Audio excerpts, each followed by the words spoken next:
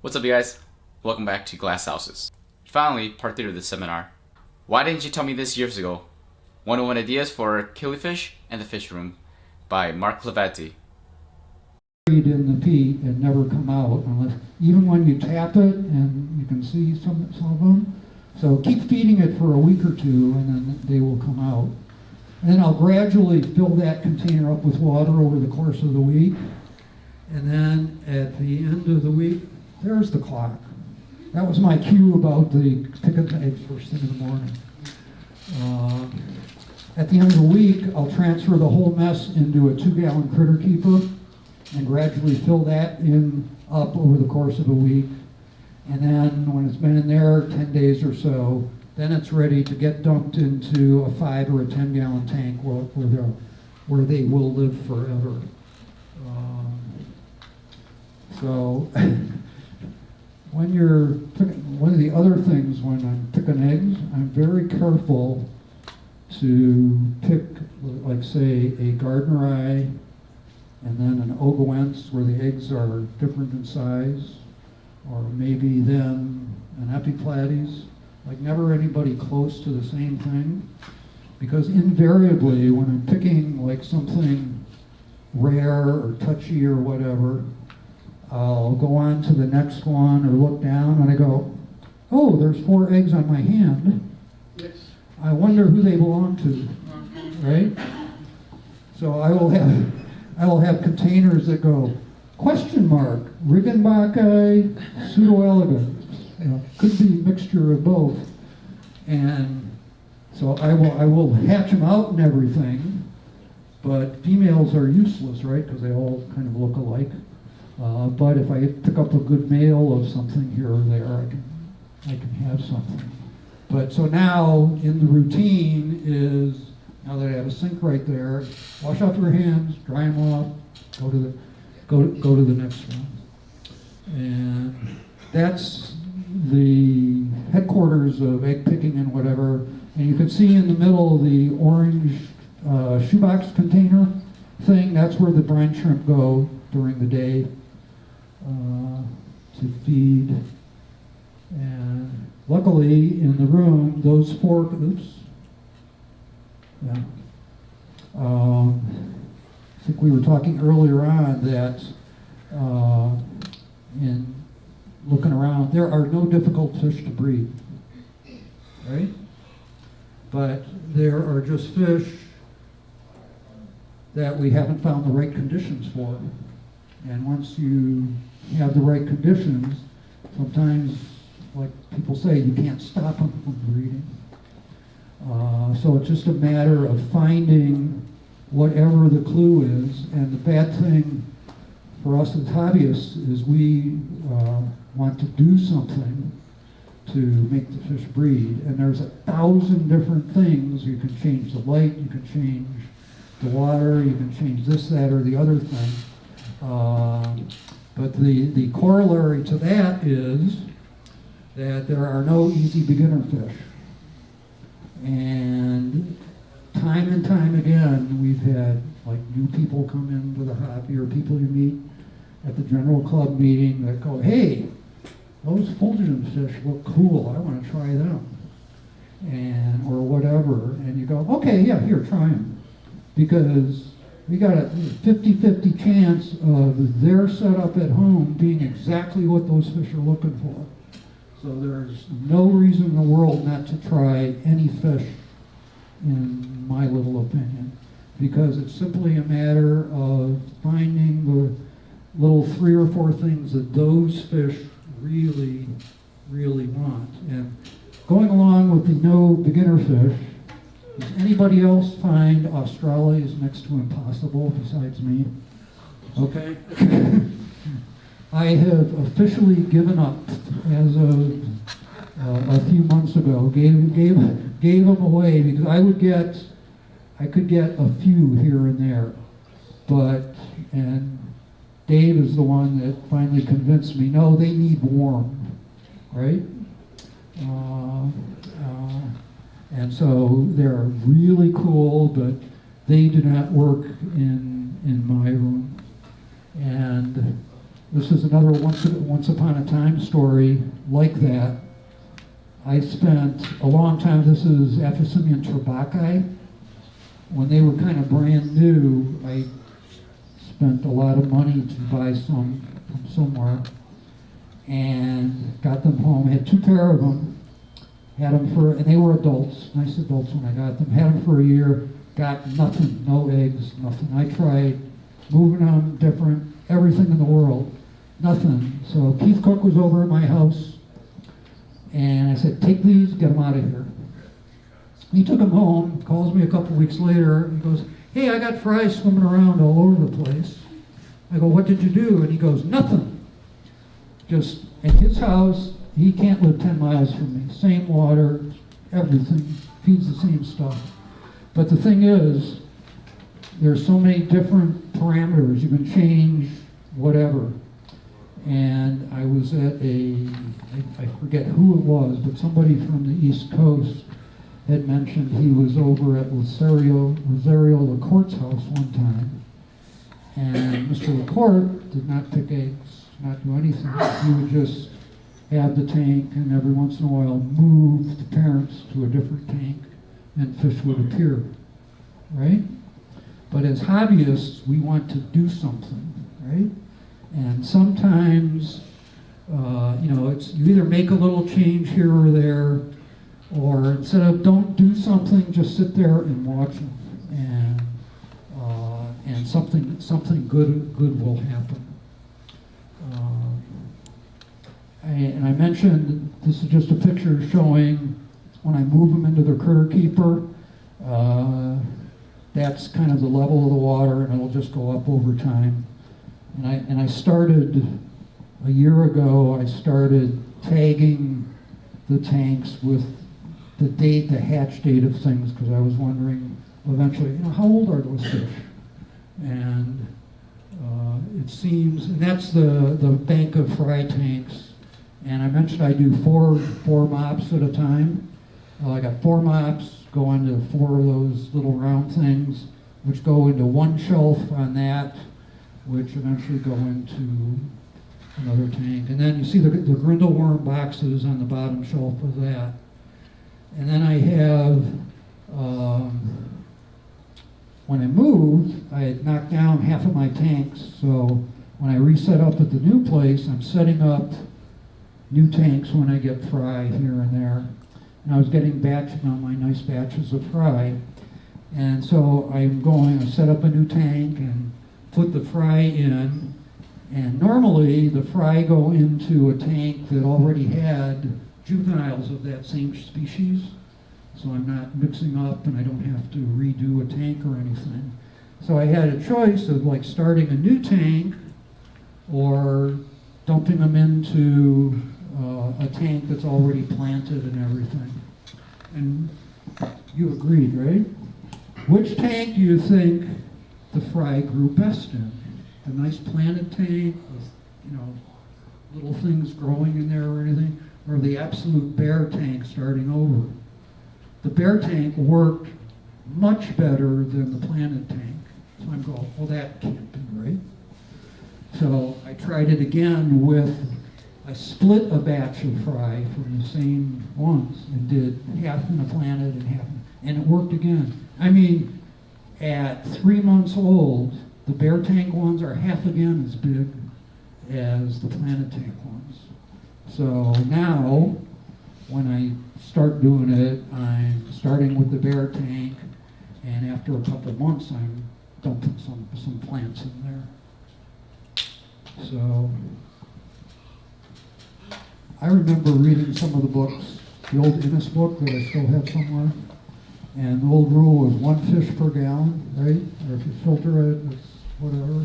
So it was right? 1 inch of fish. Yeah, 1 inch of fish, right? Yeah. Well, yeah, Killies, one fish per gallon. Yeah. Which is what I always went by that in the community tanks and everything. Okay, so will 5 fish in a 5 gallon do as well as 10 fish in a 10 gallon? Okay? Dramatically, to me, the 10 fish in a 10 gallon do dramatically better than 5 fish in a 5-gallon, which, for whatever reason, somebody needs to explain to me. Mr. Scientist in the back. It's like now and again, and I all know is every once in a while I said, hey, I want to make a real bunch of these fish. So I make up a whole bunch of eggs and put them in a 10 or a 20. And, oh, I put too many fish in there. They're not growing at all. And so there is... It's the surface area. Yeah, oxygen. Maybe more oxygen exchange that you would. Okay. Yeah. Yeah. Good point. Yeah, I couldn't think of anything that would logically make a difference. And my other thing is, now I forget if I did it or not here. The other thing I wonder about is, you saw some of the tanks are literally like jungles. It's like fish trouble swimming through and everything. Yet there'll be a mop in there, and there'll be eggs in the mop from like virtually all of the fish I have.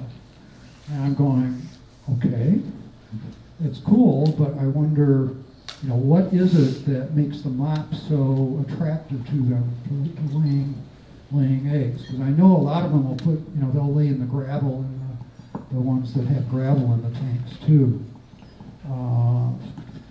The other thing, I don't think I have a slide, and I wonder why, when you have a number, let's say you have 20 fish in a big group, 20 or 30 fish, it seems to me that the bigger the group of fish I have, the more likely I am to have a lopsided sex ratio of them. And it doesn't seem to matter what the kind of fish is, or because some fish will go back and forth, it'll be even, and then fluctuate one way. Some fish are always heavy males or always heavy females, but it always seems like the bigger the group of fish, the more likely I am to have a lopsided fish ratio. And one of my ex-soccer players is now a math professor at the University of Houston. And she was in town. I say, hey, math wizard, tell me the probability of this. And she goes, no, you're right. It's a normal bell curve. It should be in the middle of the math. So it's some other, he goes, it's some other weird biology thing that you don't know. So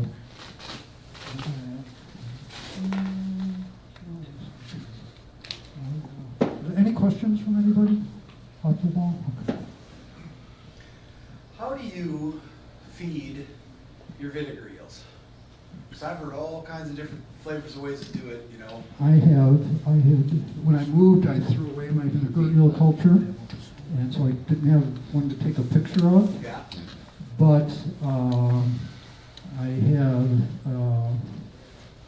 one of the guys found these neat,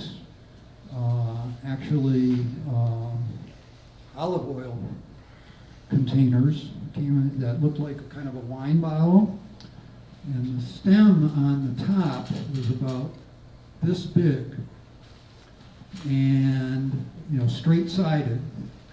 And what we did was we put the vinegar oil culture in the bottom of it, put a swab of cotton in the neck of it right at the bottom, and it's solid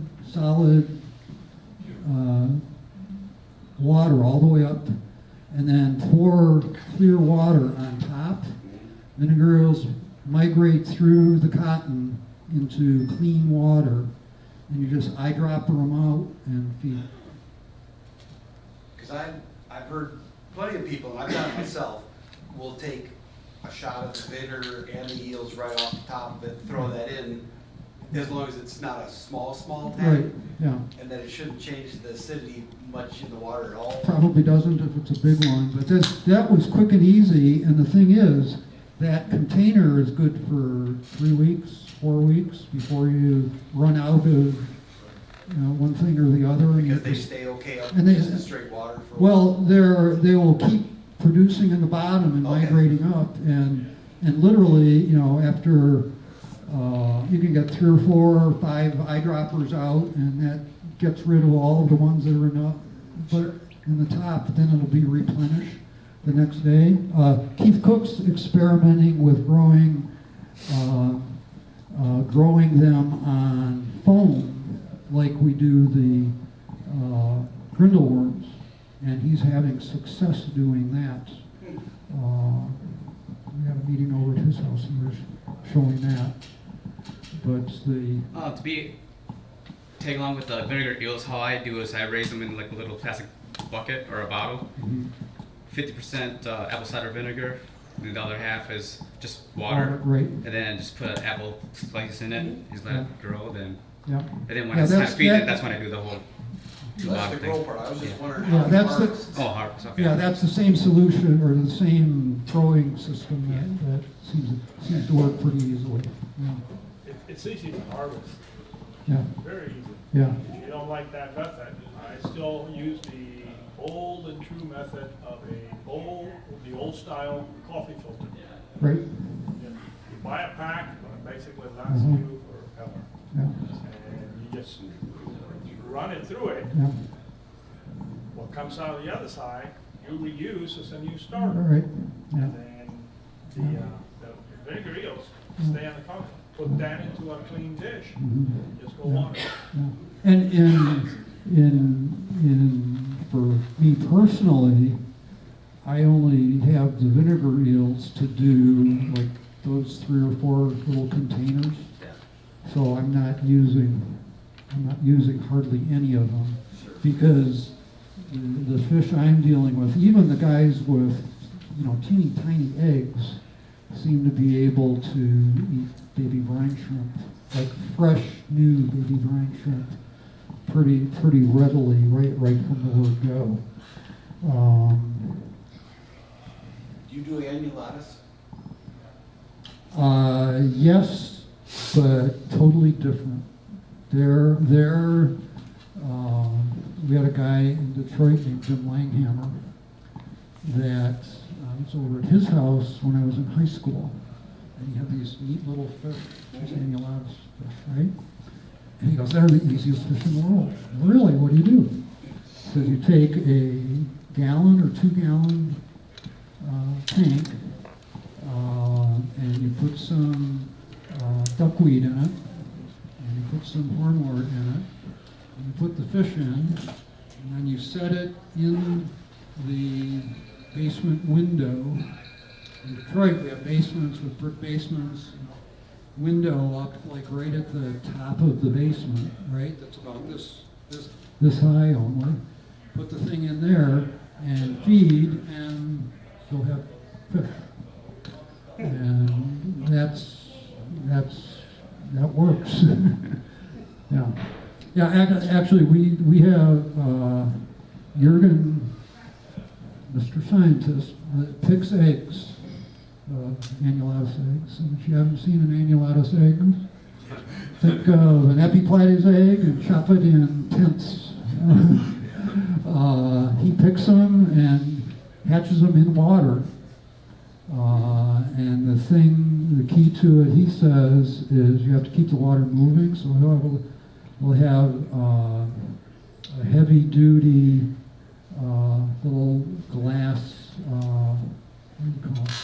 A crystal growing container, a real heavy glass container, about that deep. And you'll have air line going that's just barely dripping air just to keep the water moving, so the bacteria in the bottom of the container don't attack the eggs. And then he's feeding infusoria and everything to them in there. But, yeah. I'm into easy kind of stuff.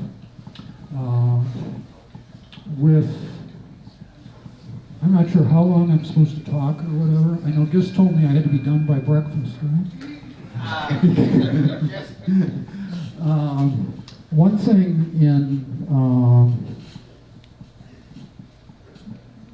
and I got 2 things at the end here. And one is, we see all of the cool fish and everything. And I remembered a song called "These Are the Good Old Days" from a long time ago. But when you look around in the hobby, these are kind of the good old days. When you think about information, what's out there now, I was, look at all the stuff that's available that has been brand new over the past years. And what hit me was a couple years ago now, I had these Ephesumian volcanoes, shoots to Ekam. So I Googled them and found out that shoots means waterfall. That's kind of cool. And Ekam meant that they were from the Ekam River somewhere in Africa. So I go, I wonder where that is. So I kind of Googled something, and it came up to, Ekam River. And that led me to a website called Stuffmania, which is, it's a guy's personal website, Stephen Aubert. His website, so this is a picture of his collecting spot for those volcanoes. And this isn't the waterfall, this is just the stream. And that's kind of where he collected them. And there's a picture of them in the bag from him collecting them. So I sent him an email. I said, hey, so literally within an hour of when I started looking, I'm talking to the guy that found them, right? This is crazy to me. So so we've got information available. We've got, thanks to WAKO, we have fish available at the auction, at the box sale, and everything. Even Aquabid, there's fish available at, if you're from Detroit, outrageous prices. We think double figures is high copy in our meetings. But there are fish available, and I know some of us who have been around for a while, somebody says, I remember, I got those WAKO buys, they were $5, right? Well, I'll remind everyone that those $5 fish came out of the AKA B&L listing and was delivered to you with a 13-cent stamp, right? And you went and got them and put 29-cent gas in your car to get there. So if you do the math, and this was confirmed, Dave told me we came up with almost the same number. If you do the math, those $5 fish are $27.82 now. So even some of the things you see on Aquabid aren't that outrageous. So in closing, this Gardner was the fish that I saw and got excited about killifish and decided to kind of investigate more and have them. So the thing is, there are other people, brand new people to the hobby, brand new people now, that are seeing that for the first time and getting excited about it. So what we want to do is be able to pass it on to the next group and get them excited.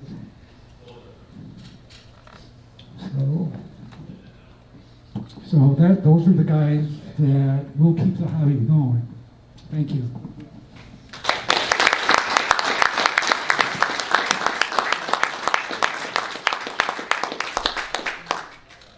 Anything else? Have you tried methane blue for raising the eggs in? Yes. How did you like that? Huh? It worked kind of, but it's the combination of putting the eggs on P and having them all hatch at the same time and not having a bunch of little containers around. Because I can go, and once again, I'm just trying to make a dozen or so fish, right? So I collect the eggs, they sit there, and actually when I moved, my new basement's 2 degrees cooler than my old one.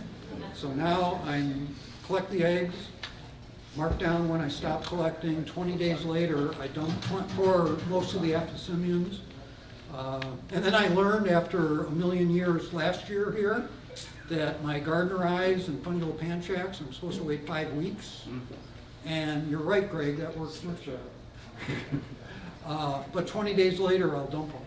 And they all literally hatch within a day.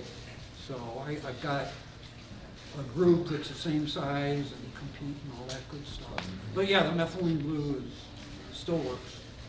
How wet is the peat moss? That's new to me. I'm just curious how you do that. You spray it or you dunk it? Or what do you do? I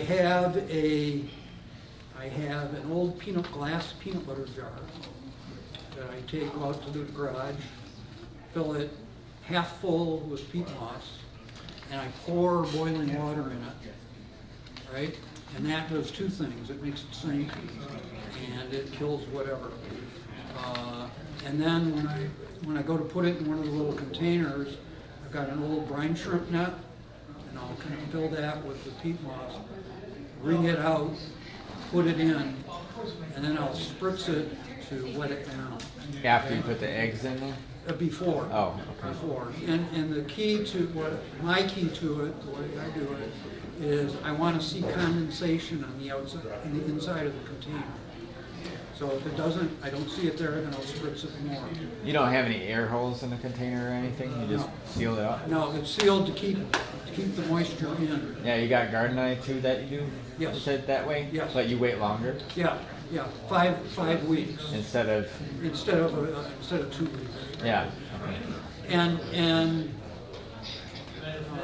Dave, for the wetness of the peat, that you just don't want it to be. I went over to Keith Cook's house and looked at it. He does the same thing.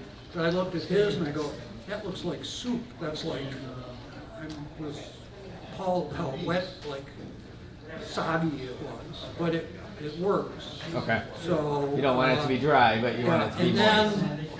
then Franco told me that he was over at somebody's house and looking at his peat, the way he does it, and it's far drier than the way I do it. Okay. So I guess just as long as they're in 100% humidity, that's what you're trying to do. So, and like most things with the fish, there's a broad area of how it will work. Okay. It's not engineering where everything has to be precise. That's good for me. Mike, you say you use a lot of hornwort. Do you use Java mouse? No? I have Java mouse.